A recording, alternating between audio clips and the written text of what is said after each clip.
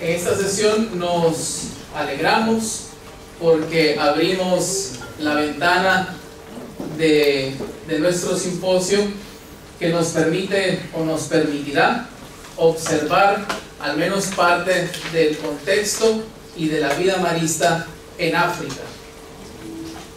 Nos sentimos muy contentos de poder acercarnos, al menos en esta hora de la tarde, a nuestros hermanos jóvenes y niños que llevan adelante la vida marista en el continente africano.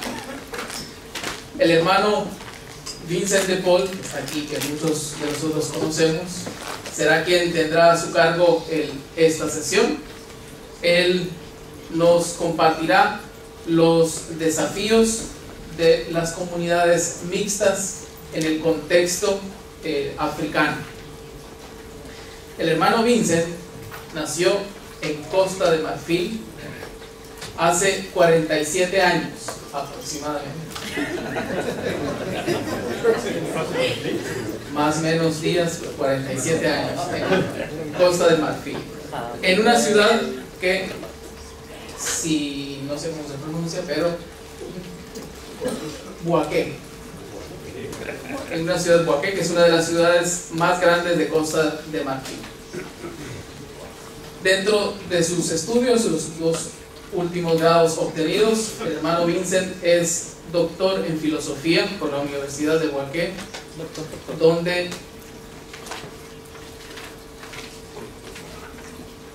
defendió la tesis que lleva por título Salvación del hombre a través de la presencia del conocimiento de Dios en la filosofía de Spinoza. Y muy recientemente acaba de obtener el doctorado en educación superior por la Universidad, por Walden University, donde defendió la tesis que lleva por título Desafíos personales e institucionales de los adultos en la educación superior. El hermano Vincent, como todos sabemos, hemos podido observar, habla español, inglés y francés, además de otros idiomas. Ha sido profesor de inglés en el Colegio Marcelino Champagnat, además de tesorero escolar y coordinador de proyectos para la ONG SED. Ha sido profesor de filosofía en el Colegio Católico Don Bosco. Ahí nos traicionaste un poco. El exalumno de la Salesiana. Animador de talleres de formación humana y religiosa y traductor del Marist International University College, del MUC, donde actualmente es rector. Gracias, Vincent, por permitirnos encontrarnos con África y nuestros hermanos del continente africano. Le damos la bienvenida. Merci beaucoup, Thomas, pour cette présentation. Nous allons droit dans le sujet. Alors, ma présentation est une petite réflexion. Comme Omar l'a dit, sur les communautés mixtes. Ce n'est pas une réflexion sur le laïcat. Je parle de communauté mixte. Parce que maintenant que nos deux vocations, vocation de frère et vocation de laïc, sont clairement établies, que pensent les uns et les autres? Que pensent les uns et les autres des communautés mixtes dans notre institut? Alors, le point focal, comme je viens de le dire, il ne s'agit pas d'une réflexion sur la vocation des laïcs, mais il s'agit d'une réflexion sur les communautés apostoliques maristes, mixtes, laïcs, hommes et femmes.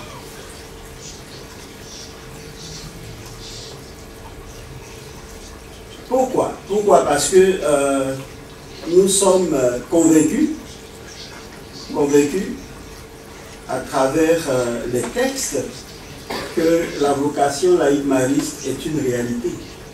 Je le dis par rapport au contexte de l'Afrique. Hein. Et lorsqu'on veut parler de communautés mixtes en Afrique, il faut d'abord rappeler aux frères que voilà, la vocation laïque est déjà établie.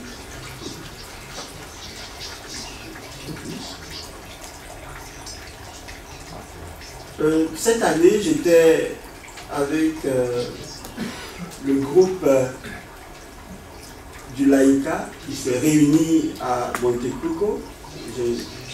J'ai traduit sur le forum du Laïka et dans le FMS Message, qui est devenu ma liste de Champagne, il est clair que dans toute nouvelle réalité, on retrouve souvent le cheminement de 3 étapes quand quelque chose de nouveau naît. Et ça, c'est décrit dans FMS Message. Il y a la reconnaissance que quelque chose commence à se manifester. Ensuite, il y a une réflexion sur cette chose-là, c'est-à-dire le laïka mariste. Et puis, il y a l'organisation de cette vie pour qu'elle puisse se développer et donner tout son potentiel.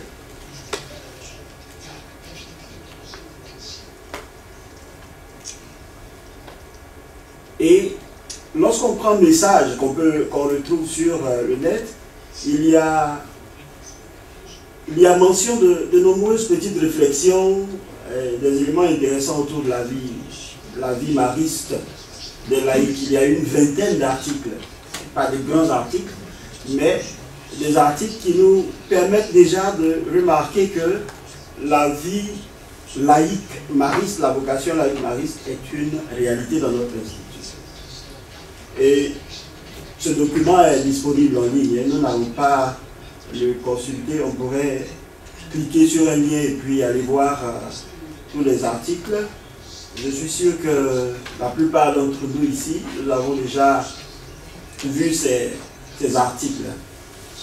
Je ne vais pas faire mention d'eux parce que, comme je l'ai dit, le but de cette conversation que nous avons maintenant, c'est les communautés maristes. Et donc, une chose qu'on doit établir, surtout quand on est en Afrique, c'est que il faut expliquer aux frères que le rôle, d'abord que la vie laïcale, la vocation laïque mariste est une nécessité et une utilité. Ça, il faut l'expliquer avant de parler d'autre chose. Parce que, comme vous le savez, la vocation laïque mariste n'est pas assez développée en Afrique. Et cela amène les uns et les autres à dire des choses qui ne sont pas toujours forcément vraies. Alors, chaque fois que je parle de vocation laïque dans le contexte africain, je cite toujours le chapitre général de 2009 qui officiellement a reconnu, nous reconnaissons et appuyons la vocation laïque mariste. Et c'est le point essentiel ici. Je vais passer rapidement parce que je parle à un public déjà converti. Et je cite aussi le fameux cardinal Hadji, les Français le connaissent, le fondateur de la JOC, qui dit des choses aussi très intéressantes sur la nécessité et la fonction du laïcat dans l'Église. Donc, dans notre institut, dans l'Église, le monde attend l'Église. Il attend la réalisation de la mission de l'Église par la grâce du Christ. Ce sont les laïcs qui doivent le consacrer. Ça, ce genre de paroles fortes, ce genre de paroles en Afrique, ça résonne et c'est très fort pour les religieux.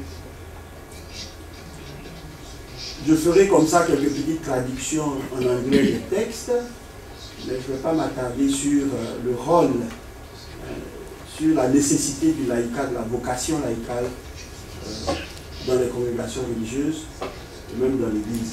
Et même, je cite aussi le Concile du Vatican II, le caractère séculier, le caractère propre et particulier des laïcs.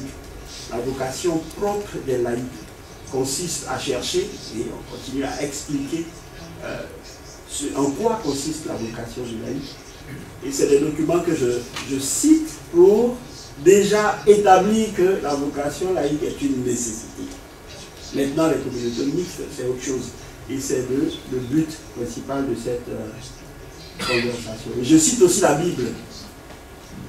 Mais pas pour justifier que la vocation laïque est une nécessité, mais pour commencer la réflexion sur les communautés mixtes.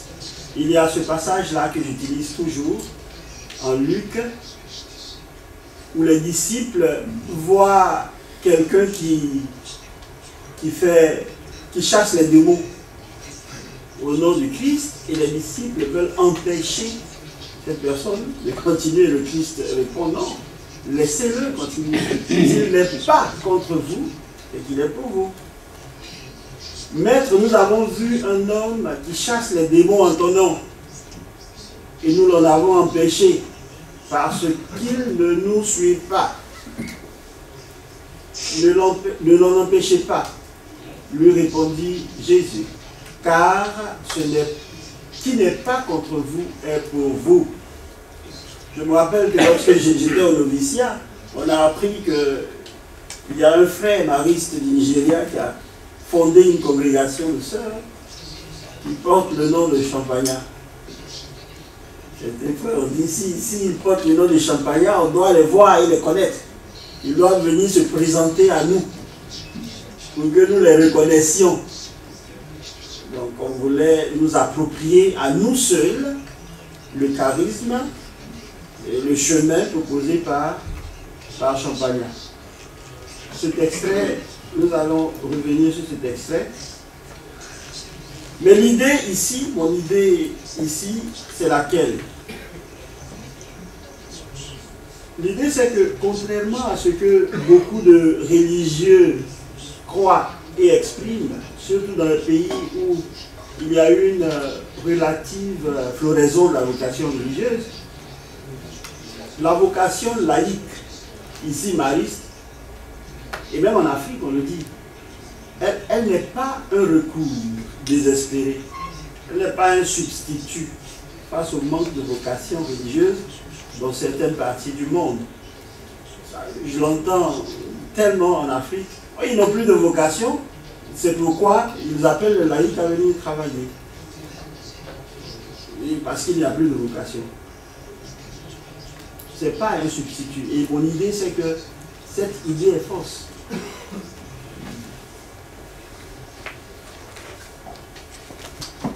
Je la traduis ici. Mais pourquoi est-ce que je le dis? Parce que si on prend l'exemple de Champagnat qui a été proclamé saint, il y a un rôle universel du saint. Je dis toujours que lorsque l'Église reconnaît l'héroïcité des vertus, et puis l'exemple de vie d'un homme ou d'une femme, de Dieu, et que l'Église canonise cette personne devient universellement un exemple à suivre. Chacun est libre de suivre le saint. Saint Marcelin Champagnat. En canonisant Champagnat, l'Église offre Champagnat à tous les chrétiens du monde, et même à tous ceux qui ne sont pas chrétiens. Donc qu'on soit mariste ou pas, chrétien ou pas, on peut suivre l'exemple de vie et de cheminement que Champagnat donne, ou bien que l'Église donne au monde à travers Champagnat. Donc dans notre marche à la suite du Christ, et ça on le sait en tant que chrétien, les saints nous inspirent. Ils nous inspirent et ils peuvent nous servir de voyer pour arriver au but. Dans l'Église, les saints ont donc ce rôle universel de modèle. Et dans la préface de la fête de Toussaint, c'est toujours clair. On le dit dans la préface, ce rôle universel des saints là est assez clair. Nous te rendons grâce, Dieu éternel et tout-puissant, car tu es glorifié dans l'assemblée des saints. Lorsque tu couronnes leur mérite, tu couronnent leurs propres dons. Dans leur vie, tu nous procures un modèle dans la communion avec eux. Une famille et dans leur intercession, un appui, ainsi de suite. Donc c'est la même chose pour Saint-Marcellin Champagnat. Il est un saint, pas pour les maristes. Je dis souvent que Marcellin, d'ailleurs, il n'est pas de la congrégation des frères maristes. Il est de la congrégation des pères maristes. Il est père mariste. D'abord, son supérieur, c'était Colin. Parce que quand Colin lui écrivait les lettres difficiles en lui disant j'allais en retraite parce qu'il refusait de lui donner des frères, à la fin, il écrivait Colin au supérieur. Donc, Champagnat est d'abord... Je dis ça pour certains frères qui pensent que Champagnat, il est à nous et à nous seuls, point final. Il n'appartient pas aux autres.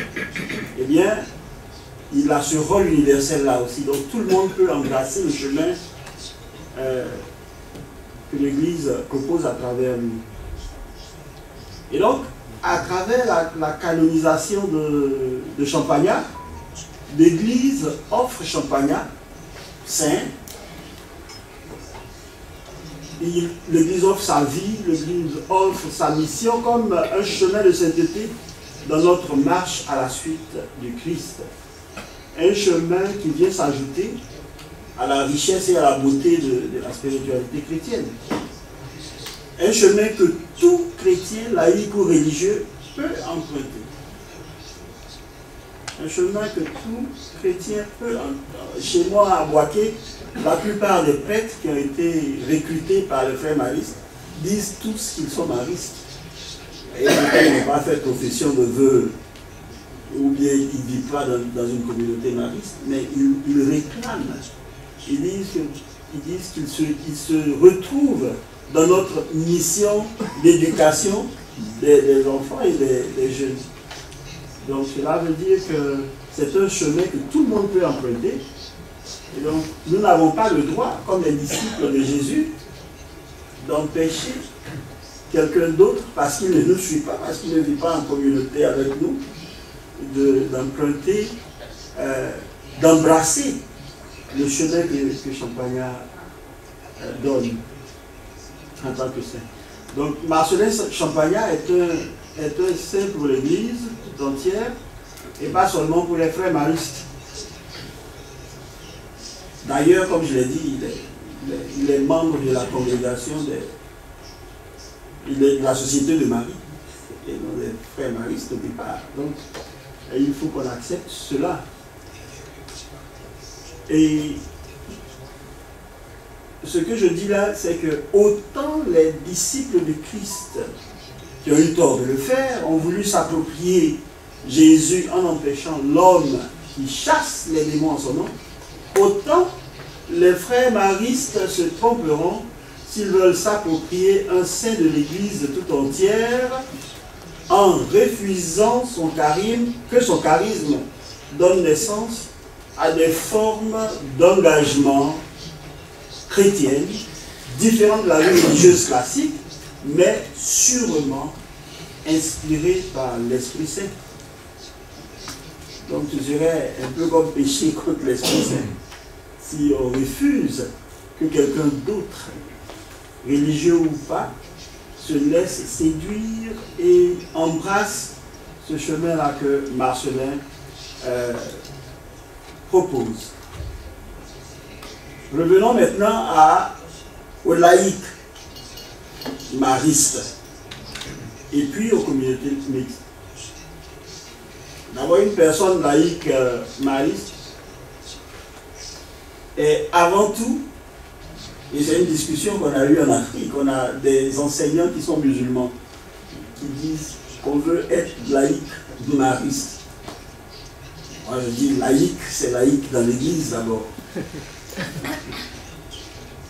Laïque dans l'église parce que ce n'est pas seulement la mission, c'est aussi la spiritualité. Il faut aller à l'église, il faut être chrétien. Ensuite, on partage notre mission, c'est-à-dire notre mission d'éducation avec des personnes qui ne sont pas forcément chrétiennes, avec des musulmans, en Asie avec des gens qui ne sont pas chrétiens, qui sont hindous ou autres. Donc une personne laïque, dans le sens chrétien,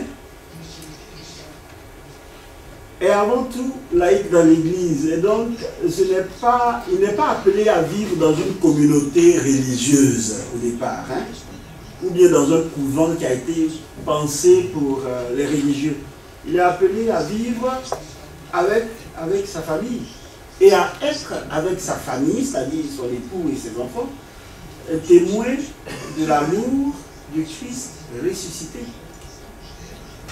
C'est comme ça qu'on comprend la laïcité, l'engagement laïque en Afrique. Et je suppose dans l'Église aussi, hein, parce qu'elle ne nous est pas venue d'ailleurs.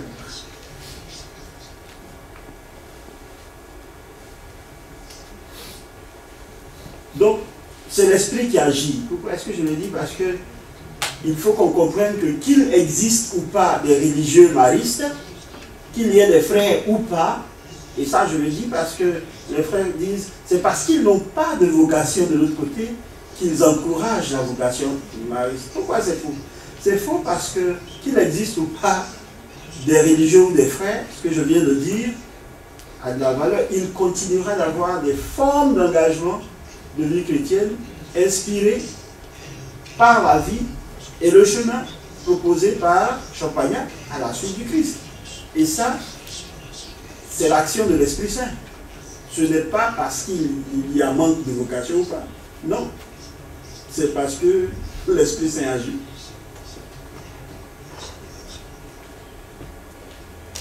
Donc il faut, dès lors, voir dans la vocation des laïcs maristes, pour voir la vocation comme une vocation à part entière. Une vocation qu'il faudra comprendre, aider à mûrir en proposant des itinéraires de formation chrétienne, mariste. Alors, c'est ici que survient la question qui est au centre de cette réflexion, la question fondamentale. C'est une question essentielle et profonde qu'il faudra adresser. C'est la suivante. Les communautés mixtes dans l'Institut, est-ce qu'elles aident-elles aussi bien les frères que les laïcs à rester authentiques dans leur vocation? C'est ça la question. Et à cette question-là, un très grand ami et frère qui est parti avant nous, le frère Jean-Pierre Destombes, André disait qu'il était du groupe restreint de ceux qui s'intéressaient à la question du patrimoine. Il répondait toujours avec une autre question, et c'est celle-là. Avons-nous des itinéraires de formation pour permettre à des laïcs et à des frères, des laïcs et à des religieux de vivre ensemble dans une même communauté? Et je dis que cette question touche l'essence de chacune de nos vocations. C'est-à-dire ces formes de communauté, je dirais hybrides, est-ce qu'elles permettent aux deux vocations de se réaliser pleinement, chacune dans son style ecclésial de vie, c'est-à-dire en tant que laïc ou en tant que frère? Il y a quelques années dans ma province, nous avions un jeune monsieur, Mathieu, de la France, qui a vécu un peu plus d'une année dans une communauté au Libéria avec nos frères. Et à la fin, les frères disaient, oh, on est tellement content de Mathieu qu'on lui demande de rester encore une autre année.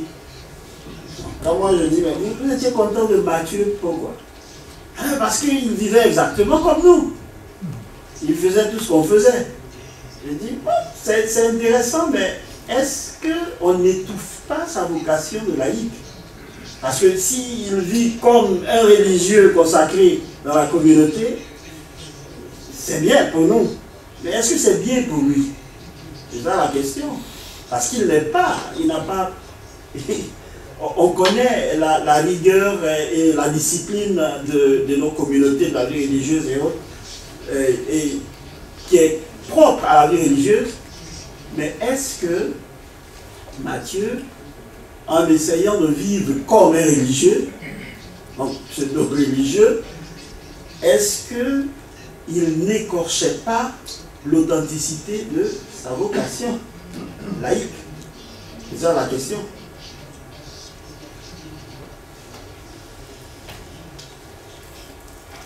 Et donc pour moi, c'est une question qu'on doit poser, à laquelle il faut répondre, et à laquelle il faut trouver aussi des solutions.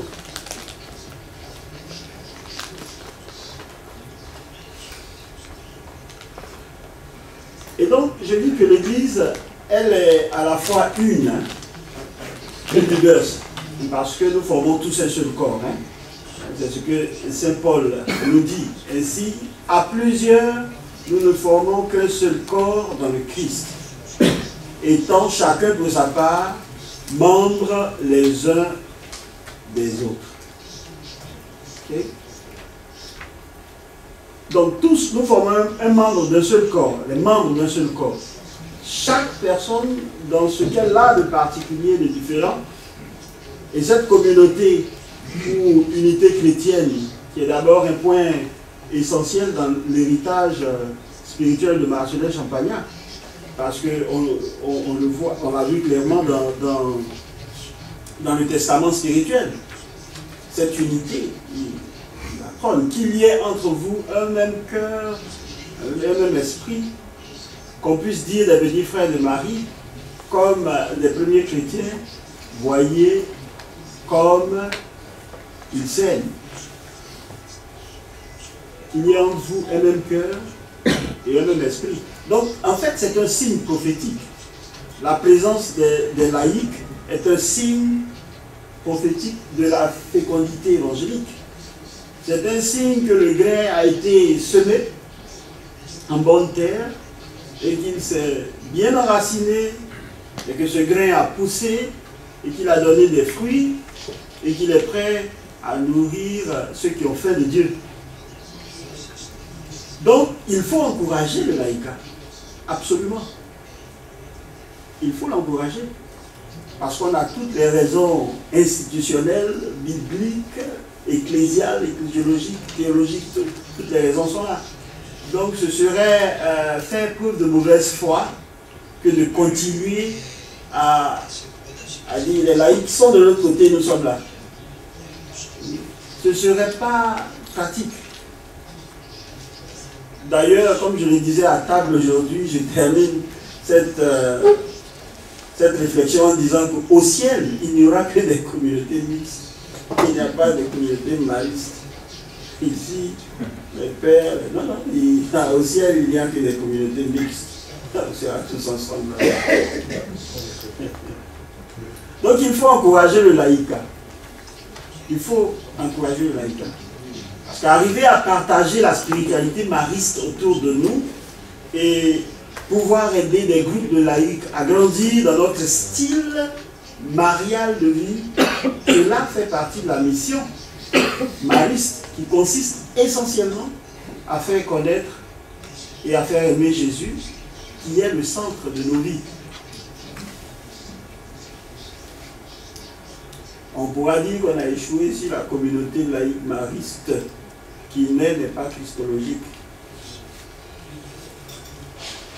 Si on n'y arrive pas, si on n'arrive pas à encourager le laïcat, ce serait un échec.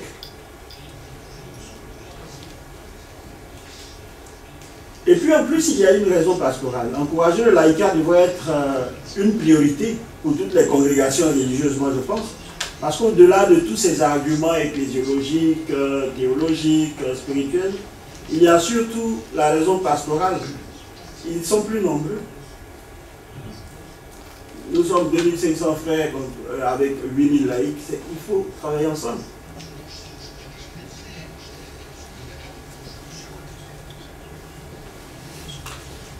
Il faut travailler ensemble.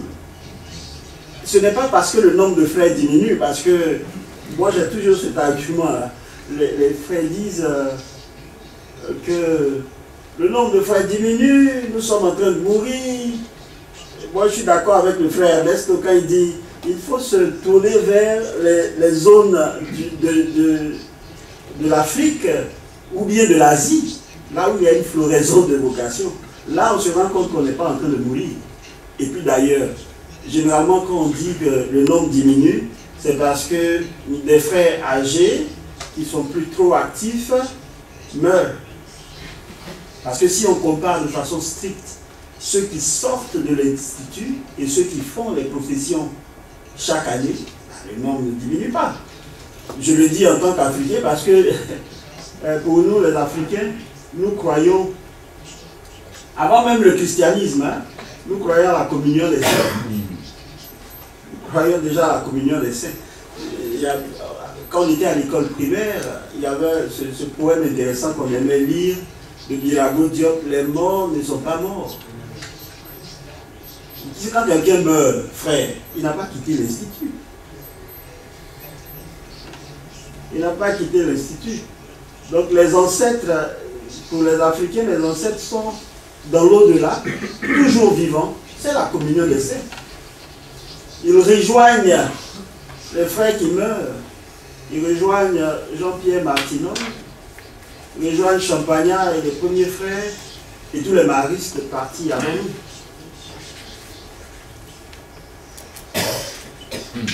Les morts ne sont pas morts. Donc si on veut parler du nombre de frères qui diminue, il faut comparer strictement, de façon stricte, ceux qui entrent et ceux qui sortent. Ceux qui entrent et ceux qui sortent, eh bien le nombre il augmente. Je crois que je ne me trompe pas, frère Ernest, par rapport à ceux qui entrent et ceux qui sortent. Donc on doit faire attention, parce qu'en sachant cela, la nécessité de la vocation laïque, on l'a compris dans l'Église.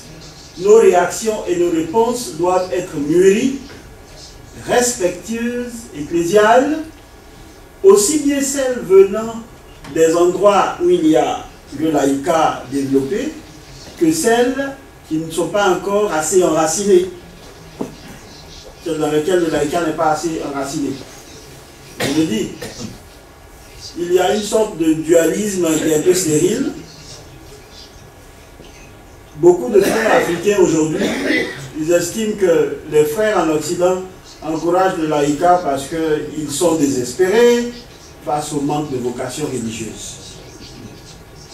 J'ai aussi entendu beaucoup de frères dans les endroits où le laïcat est assez enraciné dire que l'Afrique est en retard dans la compréhension de la vocation religieuse mariste, parce qu'elle n'encourage pas la vocation mariste. Et comme je le dis, d'un côté comme de l'autre, on se trompe. On se trompe.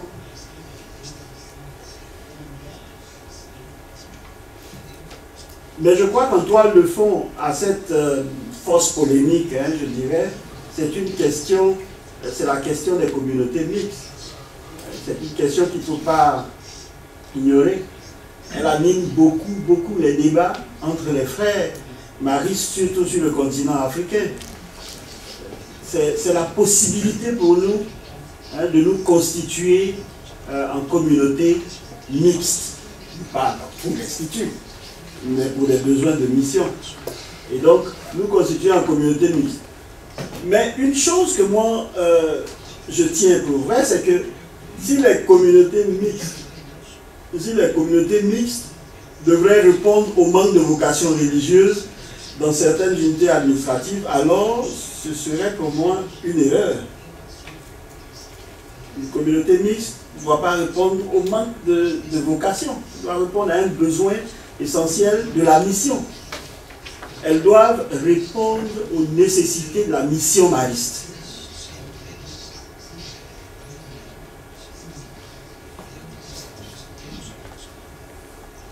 C'est vrai que certains frères m'ont dit, mais dans nos constitutions ou bien dans les règles de vie, il n'y a rien de la sorte. Il n'y a rien qui dit qu'on doit se constituer en communauté mixte. Il y a un risque Et les risques, il faut les mentionner.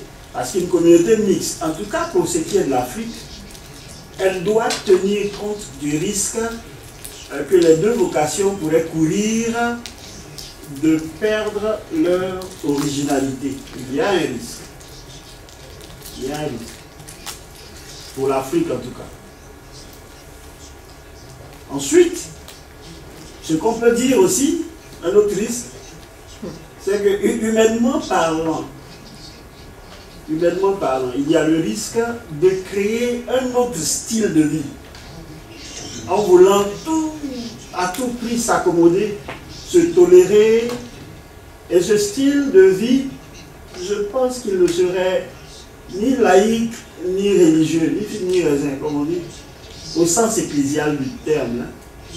Hein. Et même du point de vue des conseils évangéliques, du point de vue de la vie communautaire, du point de vue de la vie sociale, la vie spirituelle. Souvent, si on ne fait pas attention, ce serait un peu comme forcer des laïcs à vivre à peu près comme des religieux, et aussi obliger des religieux à vivre à peu près comme des laïcs. Donc je dis que, humainement parlant, on risque de nous incommoder en voulant à tout prix nous accommoder. Okay? Et je crois que même s'il peut exister des raisons pastorales qui justifient l'existence de quelques communautés mixtes, même si l'internationalité et la diversité culturelle ou bien vocationnelle peuvent exiger cela parfois, une communauté mixte peut écorcher sérieusement l'authenticité de chacune de nos vocations. Elle peut. Il faut être conscient de ces risques-là avant de penser les conditions dans lesquelles une telle communauté devrait exister. Question-réponse. Est-ce que ces genres de communautés peuvent exister? When you flash the screen, can you flash the English also at the same time? Yeah, so that we can read the English. Thank you. I thought the translator was reading it there. He hasn't. Ah, you don't have a... Okay. Thank you. He was...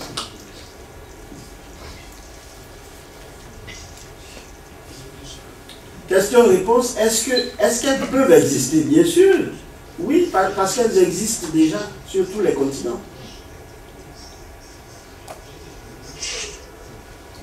Est-ce qu'elles doivent exister? Absolument oui.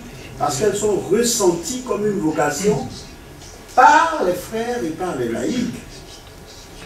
Et je cite toujours l'exemple de Sabatino Abate, qui est dans le message de juin 2023, il dit « Je crois fermement que l'appel personnel à vivre ma foi et ma recherche de Dieu ne peuvent être qu'en communauté. » Donc les communautés mixtes sont ressenties comme telles aussi bien par les frères que par les laïcs eux-mêmes. Mais à des conditions, avec des conditions. Je crois que si une telle communauté, toujours christocentrique, doit exister, d'abord, je pense qu'elle doit être pas pour toute la vie. C'est temporaire. Et elle doit répondre surtout à un besoin de mission. Et ensuite, il doit avoir un itinéraire de formation fermement enraciné dans nos diversités qui doit accompagner cette communauté. Et là, la question de Jean-Pierre Destremps revient. Avons-nous des itinéraires de formation pour permettre à des laïcs et à des religieux de vivre ensemble dans une même communauté? Parce que souvent, on a un peu échoué, hein? Il faut le reconnaître. Donc, une communauté, si elle doit exister, mixte, elle doit être pour un besoin de mission, Ensuite, elle doit être précédée par un itinéraire de formation conjoint en respectant nos différences, nos diversités, pour accompagner cette communauté christocentrique, mais qui est aussi à la fois temporaire.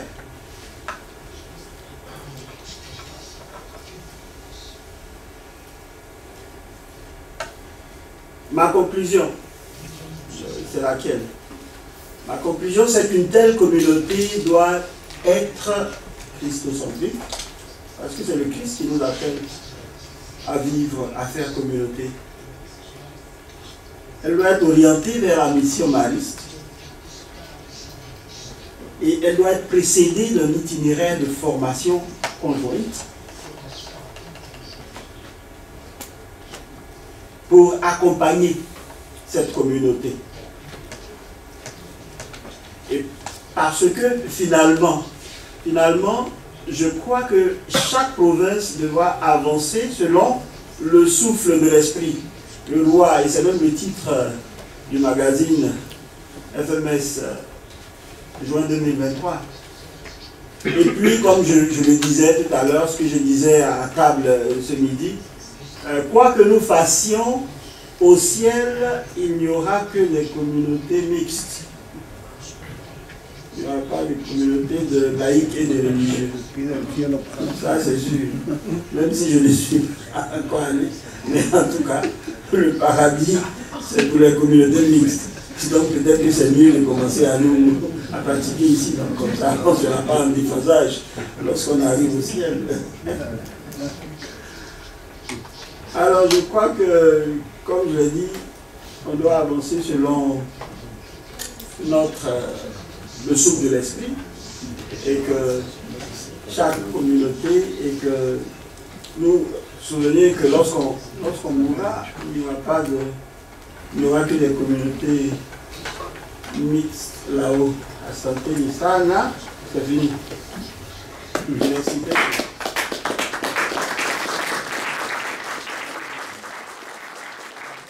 Por favor, si tiene alguna pregunta o algún comentario, levante su mano para poder acercar el micrófono.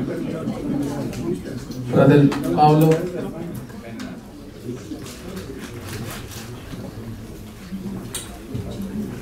Sí, buenos días, Vicente. ¿Me puedes explicar, porque me parece de haber entendido que hay un poco de miedo, ¿no? No conozco el contexto africano, ¿no? Un poco de miedo en esta vocación laica y de hermano. ¿Cuál es el motivo? Si es miedo, porque me parece que tú, decíamos aquí en el grupo, nos ha convencido que está seguro, ¿no? Que este es el camino de hoy. Pero a mí me parece que en África hay por lo menos en tu experiencia, hay un poco de miedo, ¿no? En estos dos caminos, laico y religioso. ¿Es verdad o di algo para aclarar un poco el tema? Gracias. Je n'ai pas utilisé le terme de peur, jamais. Je ne l'ai pas utilisé, donc ce n'est pas la peur, non. L'appréhension et l'incompréhension. Et le refus, simplement, d'accepter, le refus de comprendre, mais pas la peur. Voilà pourquoi au début j'ai expliqué les raisons théologiques, les raisons d'église, les raisons institutionnelles qui montrent que la vocation laïque est une nécessité. Donc c'est un problème de compréhension. C'est pas de peur en tant que tel. C'est un problème de compréhension, il faut comprendre pour pouvoir accepter. Ouais. Gracias. Hermano Antonio me ha pedido la palabra. Merci. Merci Vincent pour nous provoquer en ces thèmes. Non? Quand j'ai vu le titre, communauté mixte, et en Afrique, je me disais, Et on commence par là. Et tu as fini par là aussi, hein, avec des conclusions. Et tu as dit des choses avec lesquelles je suis tout à fait d'accord. Ce souci de la formation, le respect des identités, hein, et à l'intérieur d'une possible communauté mixte. Mais, et en regardant particulièrement l'Afrique, mais c'est partout. Et je vois la communauté mixte entre frères maïstes, laïcs, comme un stage déjà avancé de tout un itinéraire, hein, qui parfois demande beaucoup de temps. Et c'est surtout ça que je vois comme important, peut-être surtout pour l'Afrique. Si je prends le Brésil, par exemple, nous avons beaucoup d'expériences laïques et frères, et nous avons très peu de communautés mixtes. Parfois, je me demande même pourquoi. Mais quand je fais la réflexion, et tu as bien commencé en parlant de laïcat.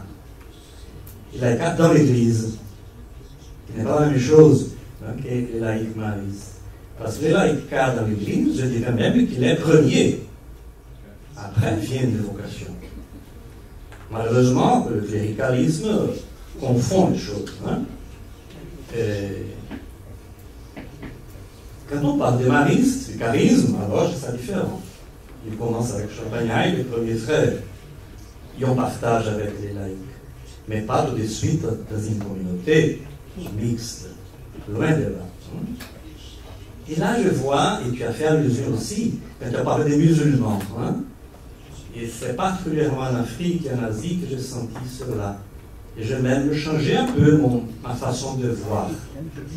Je me disais, bon, pour être laïc mariste, on est d'abord chrétien, et ensuite on communie avec les valeurs maristes.